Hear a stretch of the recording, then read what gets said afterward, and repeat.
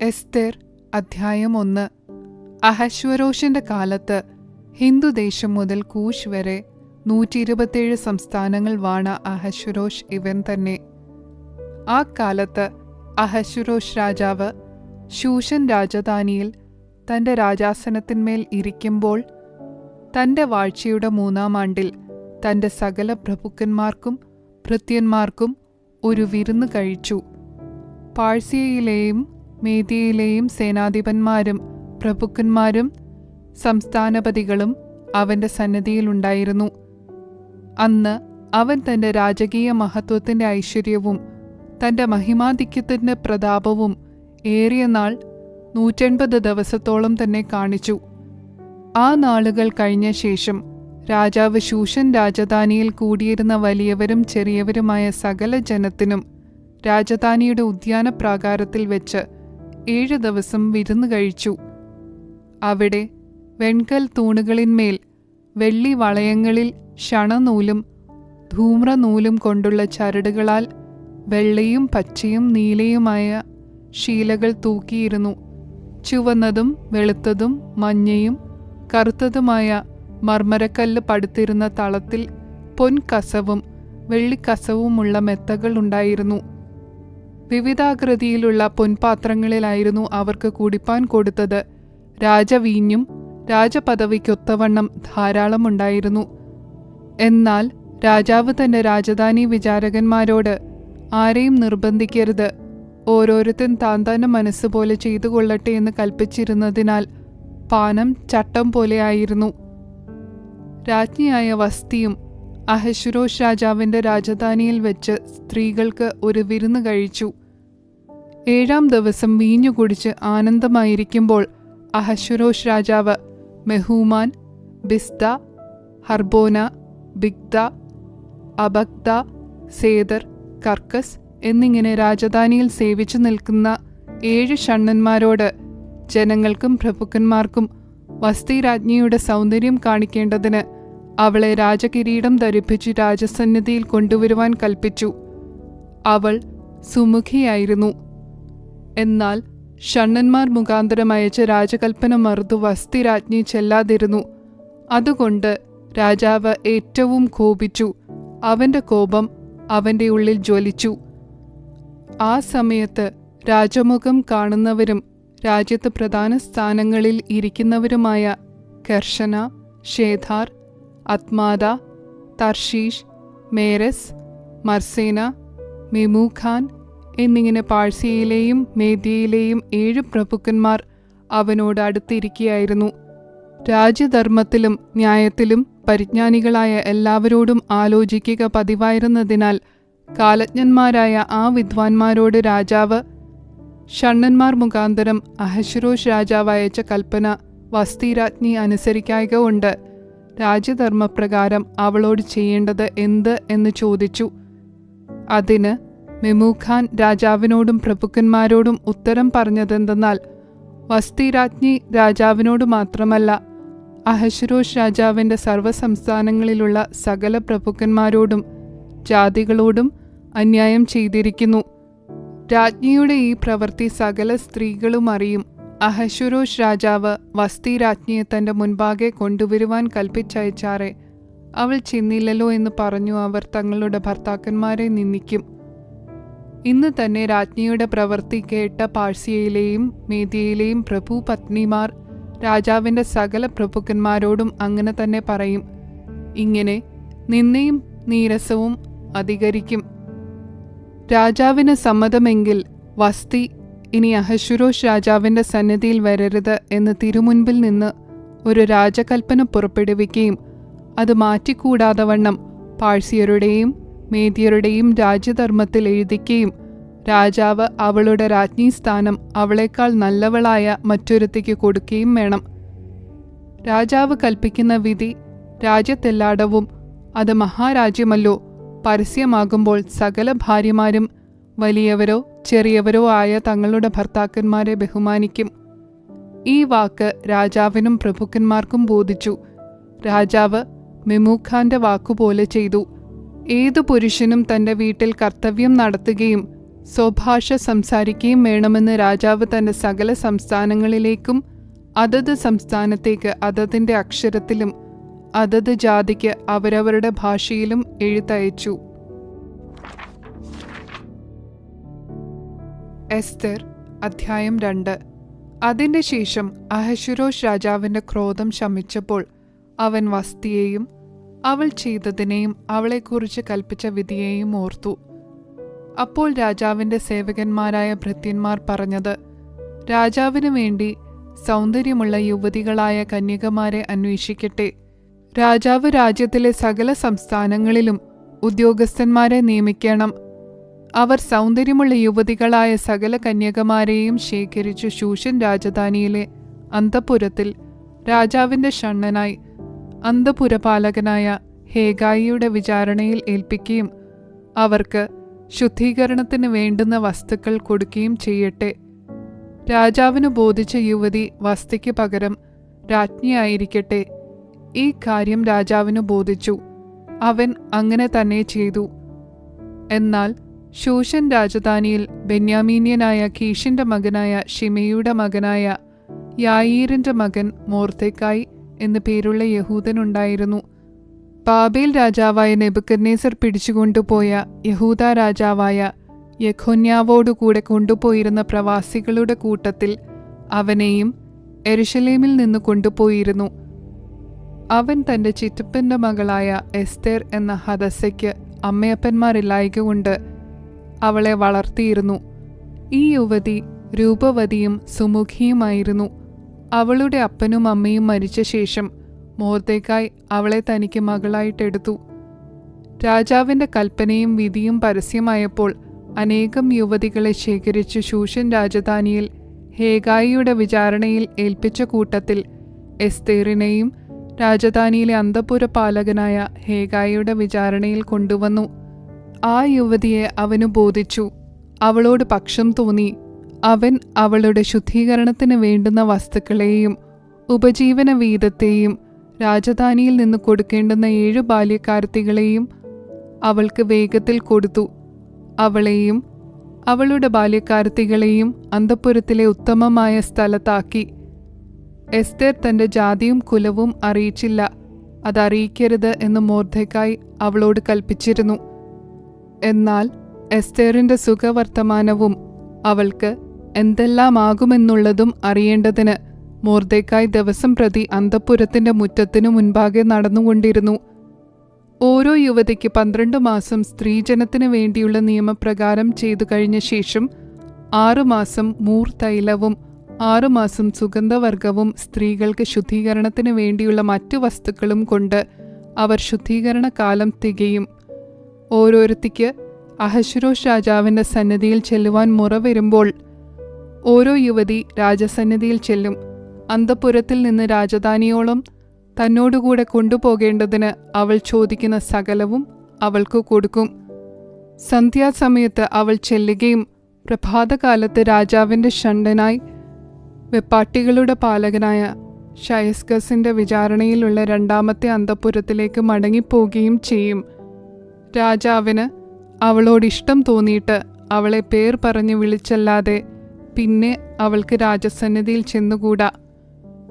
എന്നാൽ മോർദെഖായി തനിക്ക് മകളായിട്ടെടുത്തിരുന്ന അവന്റെ ചിറ്റപ്പൻ അബീഹയേലിന്റെ മകളായ എസ്തേറിന് രാജസന്നിധിയിൽ ചെല്ലുവാൻ മുറ വന്നപ്പോൾ അവൾ രാജാവിൻ്റെ ഷണ്ഡനും അന്തഃപുരപാലകനുമായ ഹേഗായി പറഞ്ഞതു മാത്രമല്ലാതെ ഒന്നും ചോദിച്ചില്ല. എന്നാൽ എസ്തേറിനെ കണ്ട എല്ലാവർക്കും അവളോട് പ്രീതി തോന്നും. അങ്ങനെ എസ്തേറിനെ അഹശ്വേരോശ് രാജാവിൻ്റെ വാഴ്ചയുടെ 7-ാം ആണ്ട് തേബേത്ത് മാസമായ 10-ാം മാസത്തിൽ രാജധാനിയിൽ അവൻ്റെ അടുക്കലേക്ക് കൂട്ടിക്കൊണ്ടു ചെന്നു.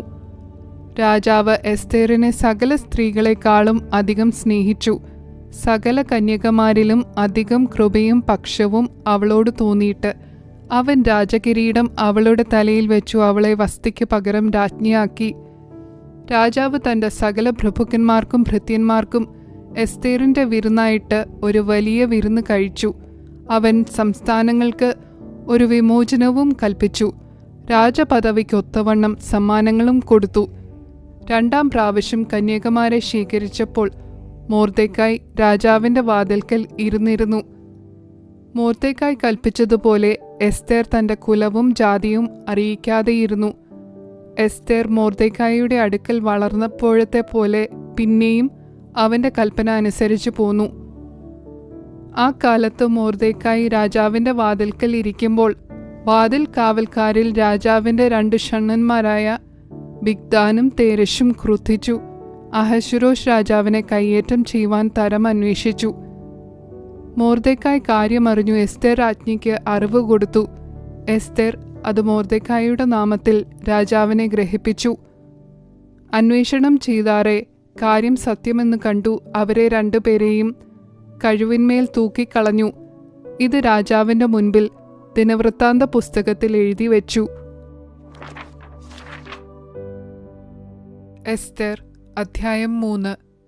അനന്തരം അഹശ്വേരോശ് രാജാവ് ആഗാഗ്യനായ ഹമ്മെദാദായുടെ മകൻ ഹാമാന് കയറ്റവും ഉന്നത പദവിയും കൊടുത്തു. അവന്റെ ഇരിപ്പിടം തന്നോടുകൂടെ ഇരിക്കുന്ന സകല പ്രഭുക്കന്മാരുടെയും ഇരിപ്പിടങ്ങൾക്ക് മേലായി വെച്ചു. രാജാവിന്റെ വാതിൽക്കലെ രാജഭൃത്യന്മാർ ഒക്കെയും ഹാമാനെ കുമ്പിട്ട് നമസ്കരിച്ചു. രാജാവ് അവനെ സംബന്ധിച്ചു അങ്ങനെ കൽപ്പിച്ചിട്ടുണ്ടായിരുന്നു. എങ്കിലും മൊർദെഖായി അവനെ കുമ്പിട്ടില്ല, നമസ്കരിച്ചതുമില്ല. അപ്പോൾ രാജാവിന്റെ വാതിൽക്കലെ രാജഭൃത്യന്മാർ മൊർദെഖായിയോട്, നീ രാജകൽപ്പന ലംഘിക്കുന്നത് എന്ത് എന്ന് ചോദിച്ചു. അവർ ഇങ്ങനെ ദിവസം പ്രതി അവനോട് പറഞ്ഞിട്ടും അവൻ അവരുടെ വാക്ക് കേൾക്കാതിരുന്നതിനാൽ മൊർദെഖായിയുടെ പെരുമാറ്റം നിലനിൽക്കുമോ എന്ന് കാണേണ്ടതിന് അവർ അത് ഹാമാനോട് അറിയിച്ചു. താൻ യഹൂദൻ എന്ന് അവൻ അവരോട് പറഞ്ഞിട്ടുണ്ടായിരുന്നു. മൊർദെഖായി തന്നെ കുമ്പിട്ട് നമസ്കരിക്കുന്നില്ലെന്ന് കണ്ടിട്ട് ഹാമാൻ കോപം കൊണ്ട് നിറഞ്ഞു. എന്നാൽ മൊർദെഖായിയെ മാത്രം കയ്യേറ്റം ചെയ്യുന്നത് അവന് പുച്ഛകാര്യമായി തോന്നി. മൊർദെഖായിയുടെ ജാതി ഇന്നതെന്ന് അവന് അറിവ് കിട്ടിയിട്ടുണ്ടായിരുന്നു. അതുകൊണ്ട് അഹശ്വേരോശിന്റെ രാജ്യത്തെല്ലായിടവുമുള്ള മൊർദെഖായിയുടെ ജാതിക്കാരായ യഹൂദന്മാരെയൊക്കെയും നശിപ്പിക്കേണ്ടതിന് ഹാമാൻ തരം അന്വേഷിച്ചു. അഹശ്വേരോശ് രാജാവിന്റെ 12-ാം ആണ്ടിൽ നീസാൻ മാസമായ 1-ാം മാസത്തിൽ അവർ ആദാർ എന്ന 12-ാം മാസം വരെയുള്ള ഓരോ ദിവസത്തെയും ഓരോ മാസത്തെയും കുറിച്ച് ഹാമാന്റെ മുൻപിൽ വെച്ച് പൂര് എന്ന് ചീട്ടിട്ട് നോക്കി. പിന്നെ ഹാമാൻ അഹശ്വേരോശ് രാജാവിനോട്, നിന്റെ രാജ്യത്തിലെ സകല സംസ്ഥാനങ്ങളിലുമുള്ള ജാതികളുടെ ഇടയിൽ ഒരു ജാതി ചിന്നിച്ചിതറിക്കിടക്കുന്നു. അവരുടെ ന്യായപ്രമാണങ്ങൾ മറ്റുള്ള സകല ജാതികളുടേതിനോടും വ്യത്യാസപ്പെട്ടിരിക്കുന്നു. അവർ രാജാവിന്റെ പ്രമാണങ്ങളെ അനുസരിക്കുന്നതുമില്ല. അതുകൊണ്ട് അവരെ അങ്ങനെ വിടുന്നത് രാജാവിന് യോഗ്യമല്ല. രാജാവിന് സമ്മതമുണ്ടെങ്കിൽ അവരെ നശിപ്പിക്കേണ്ടതിന് സന്ദേശം എഴുതി അയക്കണം. എന്നാൽ ഞാൻ കാര്യവിചാരകന്മാരുടെ കയ്യിൽ 10,000 താലന്ത് വെള്ളി രാജാവിന്റെ ഭണ്ഡാരത്തിലേക്ക് കൊടുത്തയക്കാം എന്ന് പറഞ്ഞു. അപ്പോൾ രാജാവ് തന്റെ മോതിരം കയ്യിൽ നിന്നൂരി ആഗാഗ്യനായ ഹമ്മെദാദായുടെ മകനായി യഹൂദന്മാരുടെ ശത്രുവായ ഹാമാന് കൊടുത്തു. രാജാവ് ഹാമാനോട്, ഞാൻ ആ വെള്ളിയെയും ആ ജാതിയെയും നിനക്ക് ദാനം ചെയ്യുന്നു, ഇഷ്ടം പോലെ ചെയ്തു കൊള്ളുക എന്ന് പറഞ്ഞു. അങ്ങനെ 1-ാം മാസം 13-ാം തീയതി രാജാവിന്റെ രായസക്കാരെ വിളിച്ചു. ഹാമാൻ കൽപ്പിച്ചതുപോലെയൊക്കെയും അവർ രാജപ്രതിനിധികൾക്കും ഓരോ സംസ്ഥാനത്തിലെ ദേശാധിപതികൾക്കും അതത് ജനത്തിന്റെ പ്രഭുക്കന്മാർക്കും അതത് സംസ്ഥാനത്തിലേക്ക് അവിടുത്തെ അക്ഷരത്തിലും അതത് ജനത്തിനും അവരുടെ ഭാഷയിലും എഴുതി. അഹശ്വേരോശ് രാജാവിന്റെ നാമത്തിൽ അതെഴുതി രാജമോതിരം കൊണ്ട് മുദ്രയിട്ടു. ആദാർ മാസമായ 12-ാം മാസം 13-ാം തീയതി തന്നെ സകല യഹൂദന്മാരെയും ആബാലവൃത്തം കുഞ്ഞുങ്ങളെയും സ്ത്രീകളെയും കൂടി നശിപ്പിച്ചു കൊന്നു മുടിക്കുകയും അവരുടെ വസ്തുവക കൊള്ളയിടുകയും ചെയ്യണമെന്ന് രാജാവിന്റെ സകല സംസ്ഥാനങ്ങളിലേക്കും അഞ്ചൽക്കാർ വശം എഴുത്തയച്ചു. അന്നത്തേക്ക് ഒരുങ്ങിയിരിക്കണമെന്ന് സകല ജാതികൾക്കും പരസ്യം ചെയ്യേണ്ടതിന് കൊടുത്ത തീർപ്പിന്റെ പകർപ്പ് ഓരോ സംസ്ഥാനത്തിലും പ്രസിദ്ധമാക്കി. അഞ്ചൽക്കാർ രാജകൽപ്പന പ്രമാണിച്ച് ക്ഷണത്തിൽ പുറപ്പെട്ടുപോയി ശൂഷൻ രാജധാനിയിലും ആ തീർപ്പ് പരസ്യം ചെയ്തു. രാജാവും ഹാമാനും കുടിപ്പാനിരുന്നു. ശൂഷൻ പട്ടണമോ കലങ്ങിപ്പോയി. എസ്തേർ അധ്യായം 4. സംഭവിച്ചതൊക്കെയും അറിഞ്ഞപ്പോൾ മൊർദെഖായി വസ്ത്രം കീറി രട്ടുടുത്ത് വെണ്ണീർ വാരിയിട്ടും കൊണ്ട് പട്ടണത്തിന്റെ നടുവിൽ ചെന്നു കൈപ്പോടെ അത്യുച്ചത്തിൽ നിലവിളിച്ചു. അവൻ രാജാവിന്റെ പടിവാതിലോളവും വന്നു. എന്നാൽ രട്ടുടുത്തും കൊണ്ട് ആർക്കും രാജാവിന്റെ പടിവാതിലിനകത്ത് കടന്നുകൂടായിരുന്നു. രാജാവിന്റെ കൽപ്പനയും തീർപ്പും ചെന്ന ഓരോ സംസ്ഥാനത്തും യഹൂദന്മാരുടെ ഇടയിൽ മഹാദുഃഖവും ഉപവാസവും കരച്ചിലും വിലാപവുമുണ്ടായി. പലരും രട്ടുടുത്ത് വെണ്ണീറിൽ കിടന്നു. എസ്തേറിന്റെ ബാല്യക്കാരത്തികളും ഷണ്ഡന്മാരും വന്നു. അത് രാജ്ഞിയെ അറിയിച്ചപ്പോൾ അവൾ അത്യന്തം വ്യസനിച്ചു മൊർദെഖായിയുടെ രട്ട് നീക്കി അവനെ ഉടുപ്പിക്കേണ്ടതിന് അവന് വസ്ത്രം കൊടുത്തയച്ചു. എന്നാൽ അവൻ വാങ്ങിയില്ല. അപ്പോൾ എസ്തേർ തന്റെ ശുശ്രൂഷയ്ക്ക് രാജാവാക്കിയിരുന്ന ഷണ്ഡന്മാരിൽ ഒരുത്തനായ ഹദാക്കിനെ വിളിച്ചു. അത് എന്തെന്നും അതിന്റെ കാരണം എന്തെന്നും അറിയേണ്ടതിന് മൊർദെഖായിയുടെ അടുക്കൽ പോയി വരുവാൻ അവന് കൽപ്പന കൊടുത്തു. അങ്ങനെ ഹദാക്ക് രാജാവിന്റെ പടിവാതിലിനു മുൻപിൽ പട്ടണത്തിന്റെ വിശാല സ്ഥലത്ത് മൊർദെഖായിയുടെ അടുക്കൽ ചെന്നു. മൊർദെഖായി തനിക്ക് സംഭവിച്ചതൊക്കെയും യഹൂദന്മാരെ നശിപ്പിക്കത്തക്കവണ്ണം ഹാമാൻ രാജഭണ്ഡാരത്തിലേക്ക് കൊടുക്കാമെന്ന് വാഗ്ദാനം ചെയ്ത ദ്രവ്യസംഖ്യയും അവനോടറിയിച്ചു. അവരെ നശിപ്പിക്കേണ്ടതിന് ശൂശനിൽ പരസ്യമാക്കിയിരുന്ന തീർപ്പിന്റെ പകർപ്പ് അവൻ അവന്റെ കയ്യിൽ കൊടുത്തു. ഇത് എസ്തേറിനെ കാണിച്ചു വിവരമറിയിപ്പാനും അവൾ രാജസന്നിധിയിൽ ചെന്ന് തന്റെ ജനത്തിനു വേണ്ടി അപേക്ഷയും യാചനയും കഴിക്കേണ്ടതിന് അവളോട് ആജ്ഞാപിപ്പാനും പറഞ്ഞു. അങ്ങനെ ഹദാക്ക് ചെന്ന് മൊർദെഖായിയുടെ വാക്ക് എസ്തേറിനെ അറിയിച്ചു. എസ്തേർ മൊർദെഖായിയോട് ചെന്നു പറവാൻ ഹദാക്കിന് കൽപ്പന കൊടുത്തതെന്തെന്നാൽ, യാതൊരു പുരുഷനോ സ്ത്രീയോ വിളിക്കപ്പെടാതെ രാജാവിന്റെ അടുക്കൽ അകത്തെ പ്രാകാരത്തിൽ ചെന്നുവെങ്കിൽ ജീവനോടിരിക്കത്തക്കവണ്ണം രാജാവ് പൊൻചെങ്കോൽ അയാളുടെ നേരെ നീട്ടാഞ്ഞാൽ അയാളെ കൊല്ലണമെന്ന് ഒരു നിയമമുള്ള പ്രകാരം രാജാവിന്റെ സകല ഭൃത്യന്മാരും രാജാവിന്റെ സംസ്ഥാനങ്ങളിലെ ജനവും അറിയുന്നു. എന്നാൽ എന്നെ ഈ 30 ദിവസത്തിനകത്ത് രാജാവിന്റെ അടുക്കൽ ചെല്ലുവാൻ വിളിച്ചിട്ടില്ല. അവർ എസ്തേറിന്റെ വാക്ക് മൊർദെഖായിയോട് അറിയിച്ചു. മൊർദെഖായി എസ്തേറിനോട് മറുപടി പറവാൻ കൽപ്പിച്ചത്, നീ രാജധാനിയിൽ ഇരിക്കയാൽ എല്ലാ യഹൂദന്മാരിലും വെച്ച് രക്ഷപ്പെട്ടു കൊള്ളാമെന്ന് നീ വിചാരിക്കേണ്ട. നീ ഈ സമയത്ത് മിണ്ടാതിരുന്നാൽ യഹൂദന്മാർക്ക് മറ്റൊരു സ്ഥലത്ത് നിന്ന് ഉദ്ധാരണവും രക്ഷയുമുണ്ടാകും. എന്നാൽ നീയും നിന്റെ പിതൃഭവനവും നശിച്ചു പോകും. ഇങ്ങനെയുള്ള ഒരു കാലത്തിനായിട്ടല്ലയോ നീ രാജസ്ഥാനത്ത് വന്നിരിക്കുന്നത്?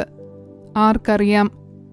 അതിന് എസ്തേർ മൊർദെഖായിയോട് മറുപടി പറവാൻ കൽപ്പിച്ചത്, നീ ചെന്ന് ശൂശനിലുള്ള എല്ലാ യഹൂദന്മാരെയും ഒന്നിച്ചു കൂട്ടി നിങ്ങൾ 3 ദിവസം രാവും പകലും തിന്നുകയോ കുടിക്കുകയോ ചെയ്യാതെ എനിക്ക് വേണ്ടി ഉപവസിപ്പീൻ. ഞാനും എൻ്റെ ബാല്യക്കാരത്തികളും അങ്ങനെ തന്നെ ഉപവസിക്കും. പിന്നെ ഞാൻ നിയമപ്രകാരമല്ലെങ്കിലും രാജാവിൻ്റെ അടുക്കൽ ചെല്ലും. ഞാൻ നശിക്കുന്നുവെങ്കിൽ നശിക്കട്ടെ. അങ്ങനെ മൊർദെഖായി ചെന്ന് എസ്തേർ കൽപ്പിച്ചതുപോലെ ഒക്കെയും ചെയ്തു.